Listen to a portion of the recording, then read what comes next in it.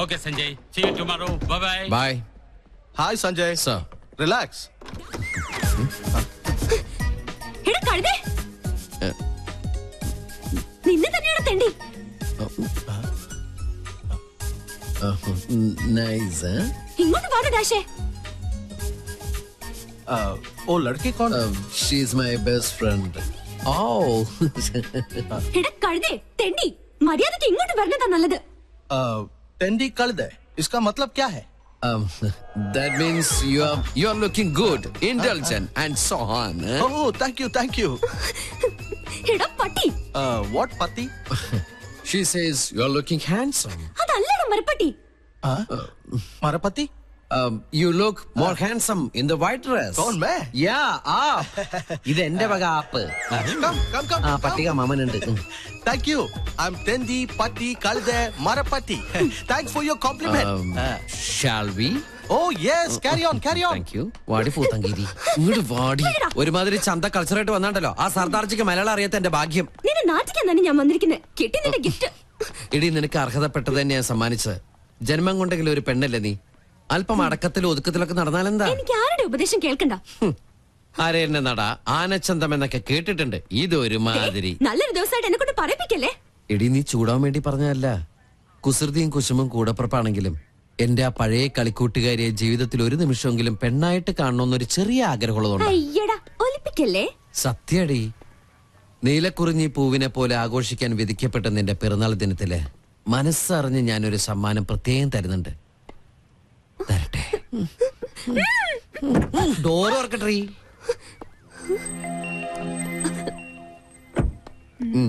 എന്താ A gift for you. വീണ്ടും എന്നെ പറ്റിക്കാനാ? നീ വീട്ടിൽ ചെന്ന് സമാധാനമായിട്ട് തുറന്നു നോക്ക്. മോശമായിട്ട് എന്തെങ്കിലും ഇതിൽ കണ്ട പിന്നെ ലൈഫിൽ നീ എന്നോട് മിണ്ടണ്ട. Many many happy returns of the day. Thank you. ഒരു ഗിഫ്റ്റ്.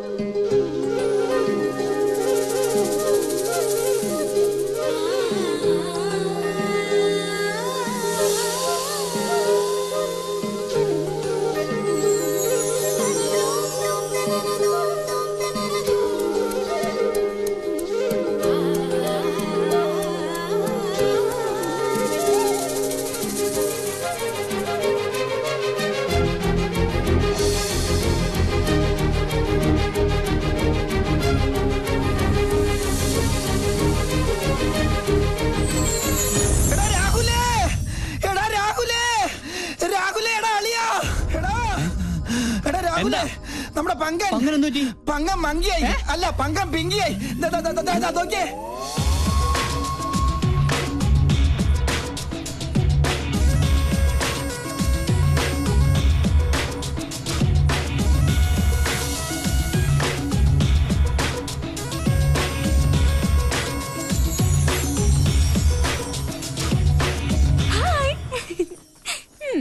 എങ്ങനെയുണ്ട് എന്റെ ഫാഷൻ ഷോ? ഇതൊരു റിഹേഴ്സലാ. ശരിക്കുള്ള ഷോ വരണേ ഉള്ളൂ. ബൈ. ഒരു ശസ്ത്രക്രിയ പോലുമില്ല നമ്മുടെ പങ്കം പിങ്കിയായി. എന്താണ് എന്റെ ബയോളജിക്കൽ സീക്രട്ട്? എന്നാ പറ. ഞാൻ പറഞ്ഞുതരാടാ തെണ്ടി. ഈ മുതൽ ഇവിടെ ഉണ്ടാവില്ല. എനിക്ക് ഒരു സീക്രട്ടും അറിയണ്ടേ.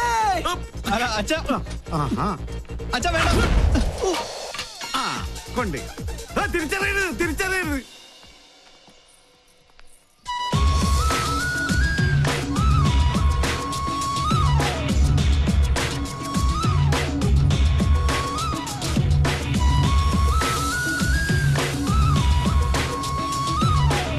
ഇന്നലെ എവിടെ വെച്ചത് ഞാനത്?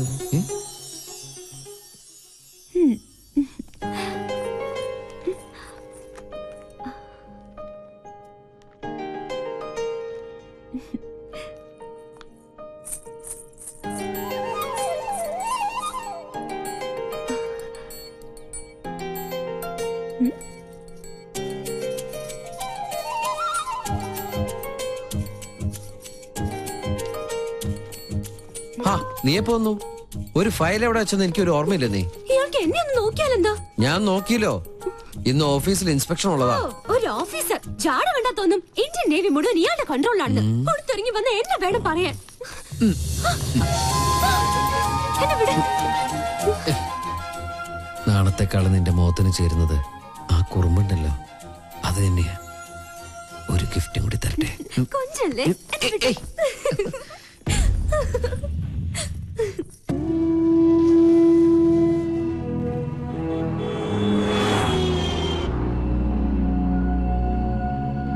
ജോത്സ്യന്റെ കുറിപ്പ് നേരിട്ട് കണ്ടാലേ നിനക്ക് മനസമാധാനം ആവുള്ളൂ എന്ന് എനിക്കറിയാം. 10 പൊരുത്ത. എത്ര കാത്തിരുന്ന അവൾക്ക് ഇങ്ങനെ ഒരു യോഗം ഒത്തുകിട്ടിയത്. നമ്മളെക്കാളും സന്തോഷത്തിലാണ് അവന്റെ വീട്ടുകാര്. നമ്മുടെ തറവാട്ടില് പന്തലിട്ട് കേമുമായിട്ട് തന്നെ നടത്തണം. എന്റെ ഒരു ആഗ്രഹ. തീയതി പെട്ടെന്ന് നിശ്ചയിച്ച പോയി വിളിക്കാനും എഴുത്തയക്കാനും ഒക്കെ ഒരു സൗകര്യമായിരുന്നു. പിന്നെ അറിയിച്ചില്ല, നേരാമണ്ണം വിളിച്ചില്ല എന്ന പരാതി ആരുടെ ഭാഗത്തുനിന്നും ഉണ്ടാവാൻ പാടില്ല. സത്യം പറയാലോ, ഇപ്പോഴാ ഞാൻ നിന്നിലൊരു അമ്മയെ കാണുന്നത്. ഈ ഒരു മുഹൂർത്തത്തിന് വേണ്ടി അത്രയ്ക്കേറെ ഞാൻ പ്രാർത്ഥിച്ചിട്ടുണ്ട്. ഇനി എല്ലാം ഈശ്വരന്മാര് കാത്തോളൂ.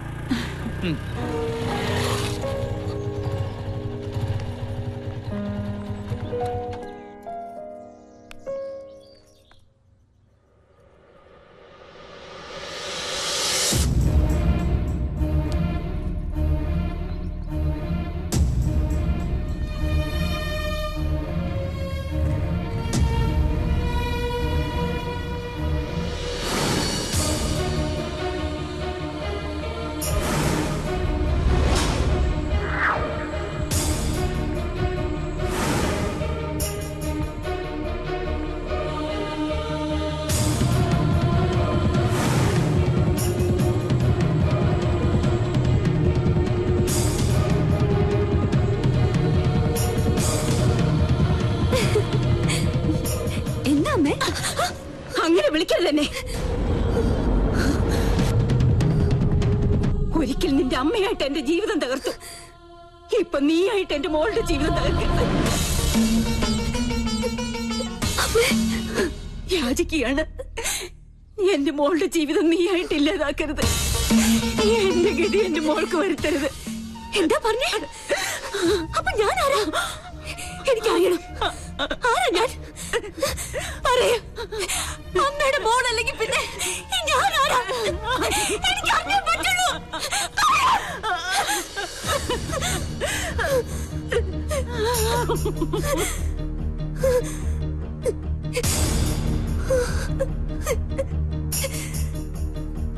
മോളെ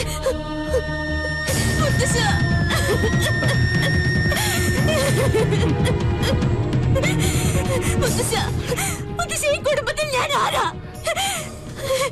അവള് പറഞ്ഞു സത്യ, നീ അവളുടെ മോളല്ല.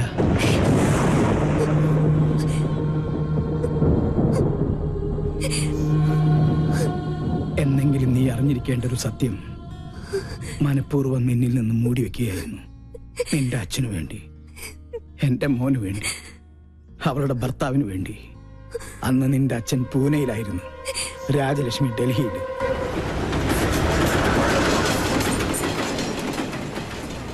പൂജ മോൾക്ക് 1 വയസ്സ് പ്രായം.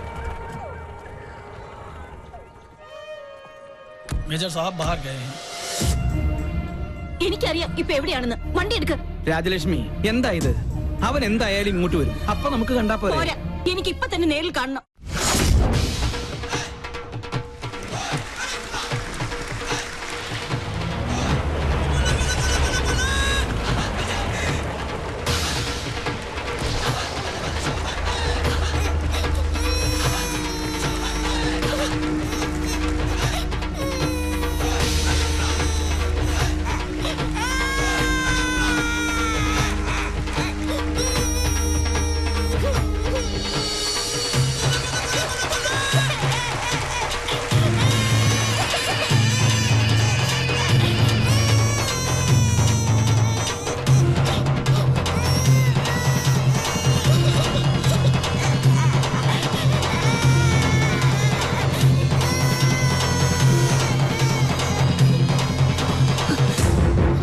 കാതുകൊണ്ട് പലതും കേട്ടു. സ്വന്തം ഭർത്താവിന്റെ രഹസ്യബന്ധം നേരിൽ കണ്ടു തന്നെ വിശ്വസിക്കണമെന്ന് തോന്നി. തൃപ്തിയായി. വേണ്ട, ഈ നിമിഷം മുതൽ നമ്മൾ തമ്മിലുള്ള എല്ലാ ബന്ധവും തീർന്നു. പക്ഷെ എന്നെയും എന്റെ മോളെയും വഞ്ചിച്ച് നിങ്ങളെ സുഖമായി ജീവിക്കാൻ ഞാൻ അനുവദിക്കില്ല. ഞങ്ങളുടെ ശവം കൂടി നിങ്ങൾ കാണേണ്ടി വരും. അതെ, ദൈവ സത്യമായിട്ട് ഞാൻ പറയാ, ആ കടുങ്കൈ ഞാൻ ചെയ്യും. എന്തിനാടാ ആ പാവത്തിനോട് ഈ ദ്രോഹം ചെയ്തത്? അച്ഛാ വേണ്ട, അവള് പറഞ്ഞതുപോലെ ഈ നിമിഷം മുതൽ എനിക്ക് ഇങ്ങനൊരു മകനില്ല. वो औरत तुम्हारी पत्नी है क्या? यूं तुम दोनों ने मिलकर उस बेचारे को धोखा दे दिया। क्या तुम पहले से ये बात जानती हो? बोलो, कहो। मैं जानती थी। उस औरत के आंसू एक बच्चे को भी श्रापित कर देगा. तुमने हमारे कुल का नाम मिट्टी में मिला दिया.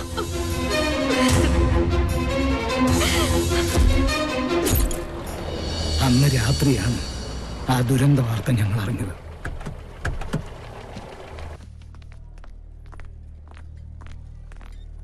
നിന്റെ അമ്മയുടെ ജഡമായിരുന്നു പിന്നീട് ഞങ്ങൾ കണ്ടത്. ചെയ്ത തെറ്റിന്റെ ശിക്ഷ ഇരുവരും സ്വയം ഏറ്റെടുത്തു.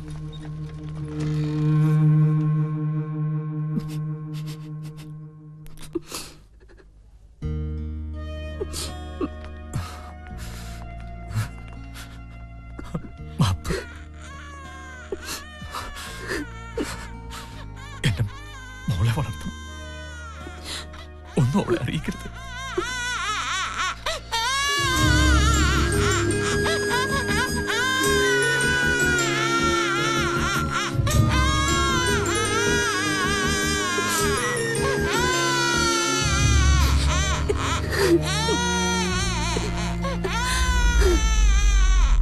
അന്ന് നെഞ്ചിലേറ്റിയതാ അവൾ നിന്നെ.